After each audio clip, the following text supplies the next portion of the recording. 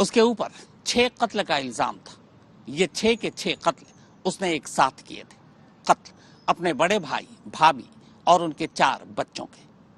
इस mass murder के लिए उसे देश की 2-2 अदालतों ने 2-2 बार फांसी की सजा सुनाई।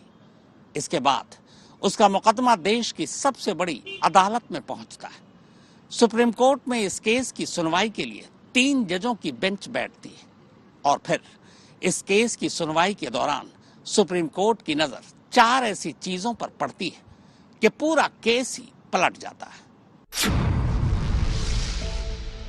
यह अदालत अपने बड़े भाई सत्यभान, भाभी पुष्पा और उनके 4 बच्चों आरती, मेहरा, गुड़िया और कन्हैया समेत कुल 6 कत्ल के मुलजिम गंभीर सिंह को मुजरिम करार देते हुए मौत की सजा सुनाती है।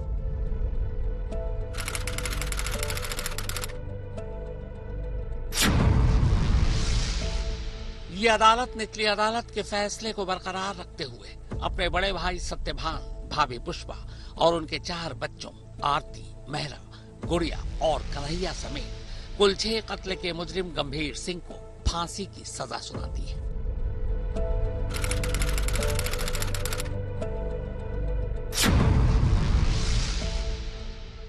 यह अदालत गंभीर सिंह को फौरन रिहा करने का हुक्म सुनाती है, क्योंकि गंभीर सिंह के खिलाफ ऐसा एक भी सबूत अदालत के सामने पेश नहीं किया जा सका जिससे उसे 6 कत्ल का दोषी ठहराया जाए।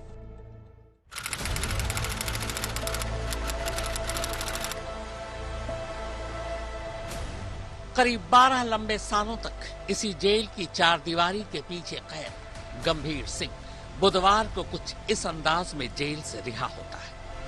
हाथ में सफेद थैला, कंधे पर गमछा और सर पर मंकी कैप।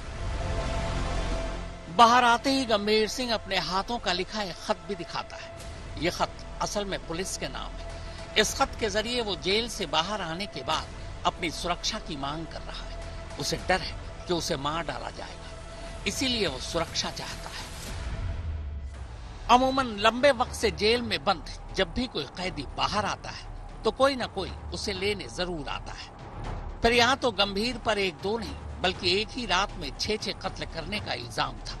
उन 6 कत्ल के लिए देश की 2-2 अदालतों ने उसे 2-2 बार फांसी की सजा भी सुनाई। लेकिन ऐन मौत से पहले देश की सबसे बड़ी अदालत न सिर्फ उसे फांसी की सजा से बचा लेती है बल्कि सीधे बरी करने का हुक्म सुना देती है। इसके बावजूद गंभीर सिंह को लेने उसका कोई रिश्तेदार या दोस्त जेल तक नहीं आया। क्यों?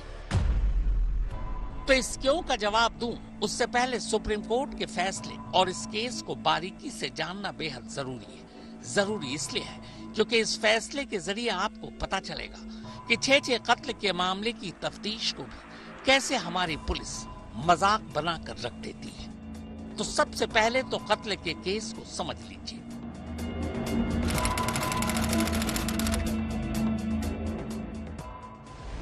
आगरा के करीब एक गांव में एक ही परिवार के 6 लोगों का कत्ल हो जाता है। इनमें परिवार का मुखिया सत्यभान, उसकी पत्नी पुष्पा और 12 साल से छोटे 4 बच्चे आरती, मेहरा, गुड़िया और कन्हैया शामिल थे। सभी की हत्या तेजधार हथियार से की गई थी। इस मास मर्डर के बाद पुष्पा का भाई पहली बार पुलिस के सामने शक जताता है कि इन 6 कत्ल के लिए कोई और नहीं बल्कि सत्यभान का अपना छोटा भाई गंभीर सिंह ही जिम्मेदार है, क्योंकि जमीन को लेकर उसका सत्यभान से पुराना विवाद चल रहा था। एक ही परिवार में 6-6 कत्ल हुए। पुलिस पर केस को सुलझाने का लखनऊ से दबाव था। ऐसे में पुष्पा के भाई के बयान को ही पूरा सच मानकर आगरा पुलिस ने गंभीर सिंह और उसकी एक कजन गायत्री को गिरफ्तार कर लिया। आनन फानन में पुलिस ने 2-2 हथियार की बरामदगी भी दिखा दी, एक ड्रैगन और दूसरा कुल्हाड़ी।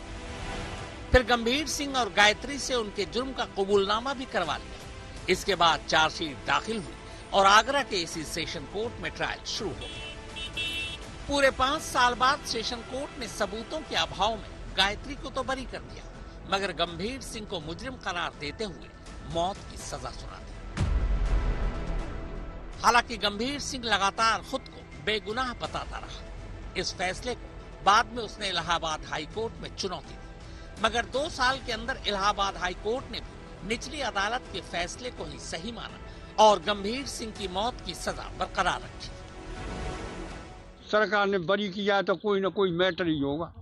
अदालत ने किया। हाँ, अदालत ने किया है, कोर्ट ने किया है, जज ने किया है, किसी ने तो वो भी बड़े दिमाग का पढ़ा लिखा कोई जज होगा, उसने जो है उसे बरी कर दिया। सर्वोच्च न्यायालय ने किया। हाँ तो बताओ, उससे ऊपर है ही क्या हिंदुस्तान में। अब हमारे जैसे सोचे और छोटा मोटा डिस्ट्रिक्ट कोर्ट सोचे, हाई कोर्ट सोचे, तो उन्हें कहा तो सोचना ही पड़ता है। तो सुप्रीम कोर्ट ही जो है उसे बरी कर रहा है। भाई हम और आप सोचे तो मतलब बहुत छोटे दिमाग के आदमी है। जहाँ वो जज बैठा है उसने अपने दिमाग से फैसला लिया होगा, तो उसमें जाने कौन सा अंटा है, तो उसने जो है फैसला लिया है। अब गंभीर सिंह इस फैसले के खिलाफ देश की सबसे बड़ी अदालत यानी सुप्रीम कोर्ट पहुंचता है। सुप्रीम कोर्ट में बाकायदा 3 जजों की बेंच इस केस की सुनवाई शुरू करती है। इन 3 जजों की बेंच में जस्टिस विक्रमनाथ, जस्टिस संजय करोल और जस्टिस संदीप मेहता शामिल थे। करीब 6 साल तक ये मामला सुप्रीम कोर्ट में चला। 6 साल बाद 28 जनवरी को देश की सबसे बड़ी अदालत ने अपना फैसला सुनाते हुए गंभीर सिंह को फौरन रिहा करने का हुक्म सुनाया। जानते हैं गंभीर सिंह की रिहाई की वजह क्या थी? सिर्फ 4 वजह, और इन्हीं 4 वजहों में आगरा पुलिस के निकम्मेपन और लोअर कोर्ट और इलाहाबाद हाई कोर्ट की गलतियां छुपी थी।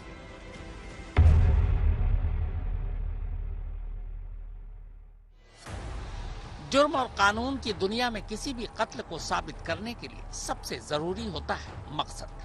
और मजाक देखिए, आगरा पुलिस अपनी तफ्तीश में इस सबसे अहम वजह को ही भुला बैठी।